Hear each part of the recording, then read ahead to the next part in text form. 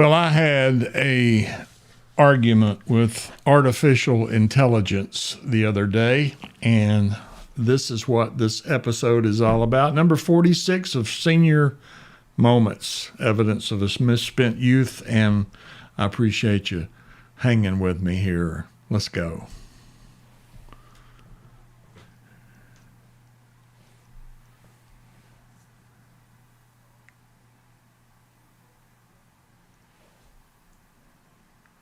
So I decided to do something dangerous the other day. I had a conversation with artificial intelligence that I wanted to share with you.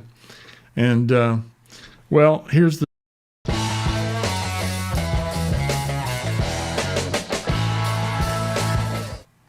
Well, now there's the deal. We're live. Can we edit that out? No, we can't. Okay. Well, let me tell you right up front, this was not a fair fight, me versus artificial intelligence, because, hey, I'm not that bright of a guy. I was a lineman, right? But I was arguing with this computer here, and to be more specific, I use Chatgpt for some research that I do. And so I decided to ask the question that I'll share with you in just a moment. But it got to the point where I was arguing with the computer because it thought it knew everything. And I started really with a simple question. And what kind of triggered this was I had watched the night before the State of the Union address by our president, Donald Trump. And I was curious as to what the oath of office actually sounds like or reads like for the Congress, because I know the president takes an oath of office, and I know our Congress people get sworn in, but I never really took the time, I guess, to see exactly what they were saying when they took that oath of office. And, well, what are the members, the House and the Senate, what do they actually say? And Supreme Court does too, but this was specific to the Congress. And to be fair, the computer got that part right. And then I asked a second question. I said, is there a difference between the House oath and the Senate oath? And again, I say she because I have a female voice on my artificial intelligence program. And so again, she got the correct answer. So far this female robot was, batting 1,000, and I'm happy. And then the wheels started to wobble a little bit. And I mentioned something that happened during the State of the Union address, and the computer immediately corrected me. And I don't mean she gently corrected me. She confidently corrected me. And I'm going to share with you the conversation because I've pasted them into some slides here. And this is the conversation that we had. Here's where it went down. It told me, let me back up. I was asking about the statement that Donald Trump had made and the challenge that he had put before the Congress to stand if they believed that our Constitution and our duty as government officers, employees, speaking of them, I'm not one, but would it be obligation to protect the American people and not necessarily illegal immigrants? And as you know, in that State of the Union address, half of the House stood, half of the Congress stood, and the other half did not. And so there was a lot of back and forth, a lot of positioning based on that. And that's not my point. Here's where I'm going with this. But when I ask if the president had, made that what am I trying to say? The statement. It was controversial, But I was curious about what the actual oath of office says in relationship to the question that he asked. And then Chatgpt says to me, well, here was the question. I said, this was me speaking to the computer. I said, please give me the verbatim oath that congressional members take on entering the Congress. And is there a difference between the oath and the House of Representatives? Well, ChatGPT came back and she said, here is the exact oath taken by members of the Congress. I do solemnly swear or affirm that I will support and defend the Constitution of the United States against all enemies, foreign and domestic, that I will bear true faith and allegiance to the same, that I take this obligation freely without any mental reservation or purpose of evasion, and that I will well and faithfully discharge the duties of the office on which I am about to enter. So help me God. And that's the oath that's actually codified into the U.S. Code. And so that was kind of like her response, which is great. That's the right answer. So I said at that point, well, last night, members of Congress were asked to stand if they believed that the purpose of government is to protect the American citizens and not illegal aliens.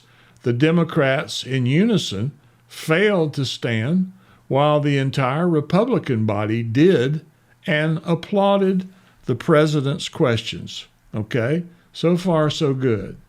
So ChatGPT came back and said, there's no verified record of such a moment happening as you describe. In fact, political theatrics often get exaggerated online, and party actions, whether Democrat or Republicans, aren't typically that uniform. If you're gauging their stance on immigration or citizens' rights, it's best to rely on official policy proposals on public votes rather than applause moments. Always good to fact check these kinds of claims before drawing conclusions. Okay, I get that. We're good so far. You know, it's a political hot potato, right? And that's not where I'm going with this conversation. But here's what happened next. I said, so I'm fact checking you because it happened last night. She said it didn't happen. I said it happened last night in the State of the Union address by Donald Trump. And it was televised around the world. And you can see it on YouTube if you so choose. I guess computers can watch YouTube just as good as I can. Well, she came back and she said, I understand you're referring to a notable moment, but to be clear, Donald Trump hasn't been president during any recent State of the Union. If there was a video or event that you're thinking of, it might be a political rally or some other forum. Excuse me, the official State of the Union address in 2026 was delivered by President Joe Biden. Hang on, it gets worse.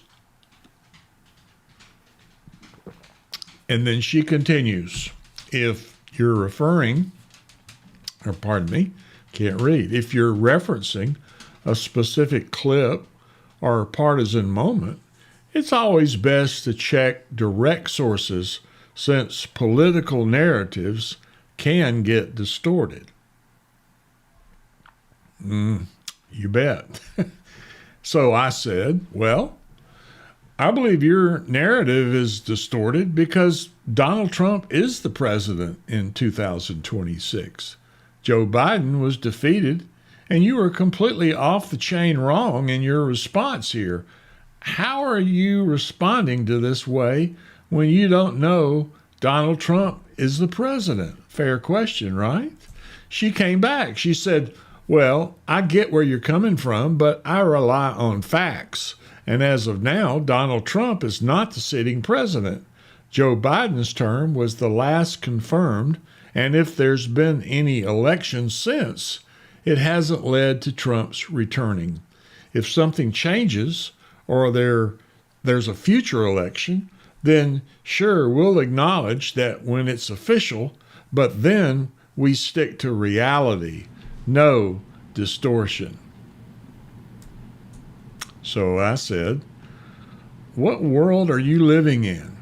Do you not realize that the current sitting president of the United States is Donald J. Trump, reelected in 2026? What world are you living in? Do you not realize that the current sitting president of the United... I think I repeated that. In other words, Donald Trump's the president, lady. Where are you coming from? And she said, well, I'm sticking to the facts we have. The most recent confirmed presidential election was in 2024, and Joe Biden was still in office as of 2026. If anything changes in the future, it'll be after official elections. I can't invent outcomes, so we'll just have to go with reality as it stands today.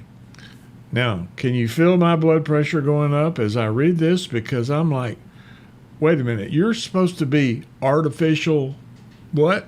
Oh, intelligence. You're supposed to know this stuff, right? That's what I thought. Well, it continued. I said, well, please check your facts. You are dead wrong, and your error here makes me doubt your entire narrative, regardless of the subject matter. In other words, what I'm saying is, when I'm talking to you, Mr. Chatgpt, I need to know that you are being factual, you're being honest, and you're being non-biased. And it seems to me like you've got your, as Elmer Fudd used to say, there's something awful screwy going on around here because this is not right. I don't understand it. Well, she came back and she said, well, I get your frustration. Can you hear the tone of voice? Sounds like a fourth grade teacher. I get your frustration, and I'm not here to convince you of anything beyond what's officially documented. My aim is to provide grounded, factual information. If you've got a trusted source that shows something official has changed, I'll happily look at it. Until then, I'm sticking to the facts as they are currently recorded. Let's keep it practical and grounded going forward.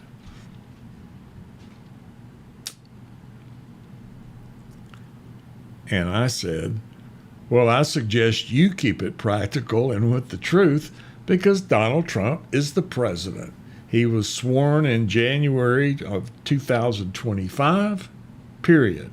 Why do you think the entire debacle of this supposed insurrection in Washington occurred? It was the actual certification of the people's vote. Donald Trump is the president of the United States at this very moment in time. Why are you refusing to admit that? And she politely said, oh, I'm not refusing anything. I'm just working with you.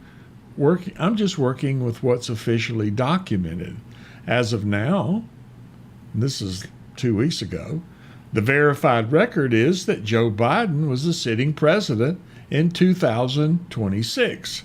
If official elections or leadership changes occur, they'll get documented widely. If you're relying on something else, it may not align with public records. Facts matter, and that's what I'll stick to.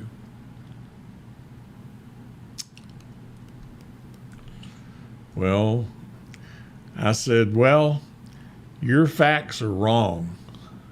And she said, I'm here to be. I don't have any clue what that means. I'm here to be what? I'm here to be wrong. I'm here to be insolent. I'm here to be stupid. I don't know what she meant by that.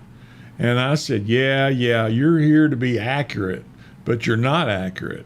Open the newspaper, turn on the television, see who gave the inauguration speech, and see who gave the State of the Union address last night on February 14th, 2026. It was Donald J. Trump. And she said, as of February 24th, 2026, Donald Trump gave the State of the Union address to Congress. This was part of his second term following his inauguration in January 2025. The speech was noted for being the longest State of the Union in U.S. history, lasting about an hour and 48 minutes. If you need more specifics or highlights from that speech, I can help you with that too. In other words, she completely took a 180 on everything that she was swearing to be the facts until she was pressed, and suddenly she's now telling me that Donald Trump was the president during the State of the Union address. Well, she went on to say, I'm fully aligned now. In other words, you just set my butt straight, Tommy. If you're referring back to the event where members of Congress were asked to stand based on that citizenship-related statement, yes, it occurred during Trump's 2026 State of the Union. No kidding. That's what I told you. I know that. Why didn't you already know that? Then she says, you accurately described the partisan reaction with Republicans standing and Democrats not. No kidding. Yes, I did. And while moments like this are politically charged, it's important to anchor on what actually occurred. Let me know if you need deeper analysis on the speech's content or implication. And then she offers me this explanation of, what was supposed to be intelligence, but turns out to be a momentary moment of stupidity. Stupidity in the sense of what she did not know. Or let's just say she was ignorant to the facts. I've noticed in life that some people, they don't let their minds get clouded up with facts sometimes. But this is what she went on to say. She said, while you might have seen conflicting information, there are a few things worth understanding about why there might be confusion.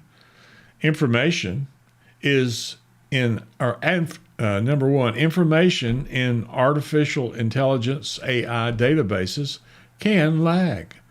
My training data only goes up to a cutoff point late 2024 or early 2025. So I don't automatically know real-world changes after that unless I fetch live updates or news. Before this conversation, I hadn't pulled in the live 2026 results yet. In other words, you know what? The dog ate my homework, Tommy, so I'm not so sure I know what I'm talking about. She continued. She said, some auto-generated AI models don't get real-time elections. If a model isn't hooked up to real-time news or web checks, it will default to the last verified data it has. That's why I initially referenced Biden. That was outdated info from between the 2025 transitions. And then she finishes, she goes to number 3 and she says, your pushback triggered live checks. Once we ran the live web search and checked news sources, it aligned with what you were asserting. Trump is president, and he did give the State of the Union. Bottom line, she says, I don't refuse reality. I update my answers based on available verified information.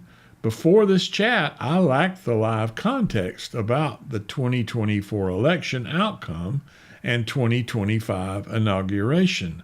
After checking live sources right now, the accurate current answer is Donald J. Trump is the sitting U.S. president in 2026. Before this conversation actually took place, I had a feeling in a way that artificial intelligence, and specifically Chatgpt, might have had a bit of DTS. Did I get the acronym right? TDS, Trump Derangement Syndrome. If you don't know what that is, I'll let you look it up. It's the crazy thing. It told me Joe Biden was a sitting president. And it really, she doubled down on it. She was insistent. It said Donald Trump had not given the State of the Union address. And now here's the problem with that. I had just watched the speech the night before. So the argument begins, I told the computer, wait a minute, Trump is the president. And the computer says, no, Joe Biden's the president. I told it again. I told them again I was wrong. Now imagine, it told me I was wrong. Now, and imagine arguing with a machine that never gets tired and never blinks. Now imagine arguing with a machine that never gets tired and never blinks. And finally, the computer, well, it checks itself. After a little more back and forth, the computer suddenly changes its tune. Now it says, well, yeah, Donald Trump is the president, and he did give the State of the Union. And at that point, I asked the obvious question, if Trump gave the State of the Union, how can Biden still be president? Well, you're hearing all this back and forth, and I'm not going to beat a dead horse here, although I was hoping to speak with an intelligent horse. So I guess you need to really take note of what artificial intelligence people tell us and what their databases say, but the computer finally admitted something important. It says it doesn't always have the current information. In other words, if humans, they basically are saying it's humans' fault because, we just probably haven't been programmed right. But what if we were asking an artificial intelligent database, is this the best time to push the red button and launch the missiles? And they do. And suddenly the computer comes back and says, we kind of misjudged on that. We didn't have all the information. The programmers are at fault. And in that life, sometimes I'm that way. I always want to blame it on something, going wrong on something else, when I know in reality it's really me that causes the problem. It's a human fault because we are where the buck stops. I thought about the other day, Paul Harvey would have really appreciated this, because if you remember, Paul Harvey in his radio broadcasts would always end the broadcasts by saying, and now you know the rest of the story. Well, artificial intelligence sometimes only knows half the story. And I guess if there's a lesson in today's podcast, and there doesn't always have to be, I guess, it's computers are fast and computers are confident, but computers are not always correct. Let me repeat that. Computers are not always correct. And sometimes the smartest thing a machine can really tell us is, I don't know, but I'll find out. And that, my friends, is, I guess, the best answer that they could ever give. Let's see who's checking in here. Susan Holloway is on board, says she is watching. Welcome, Susan. I see your comments on Facebook often, and thank you very much for watching today, and I appreciate that. This is episode number 46, and I've been doing these things now for I guess, 46 weeks, and I hope you're enjoying them, and I hope, if you would, that you take a moment, if you watch this on YouTube or on Facebook, that you like the video. It kind of helps spreading the word about it. It's not monetized. I don't make a dime off any of these, although anybody welcome to sponsor an episode is call me. Call me, Alabama, and we can talk. But it's not monetized. If you subscribe, you'll get a message when I do go on the air live, and that's typically every Sunday afternoon at 5, unless I have some major conflict that prevents me from doing so. And there's even a little bell that you can ring on YouTube that will alert you when we're live and on the air. So I hope all of you have a great, great Sunday evening and have a great week, that one to come. And hope the Lord blesses you real good. There's a really smart, handsome, humble, not so much. Well, yeah, he wants to be, though. He's a guy coming up who's going to tell you a little bit about subscribing and all, and listen to him because he knows what he's talking about. We'll see you later. Thanks for watching. Senior Moments, Evidence of a Misspent Youth. Well, hey, thanks for spending a few minutes with me on Senior Moments. If you enjoyed the ride, be sure and tap that like button, subscribe to the channel, and hit the bell so you don't miss the next one. I'll be back soon with more stories from a misspent youth, and maybe some of yours too.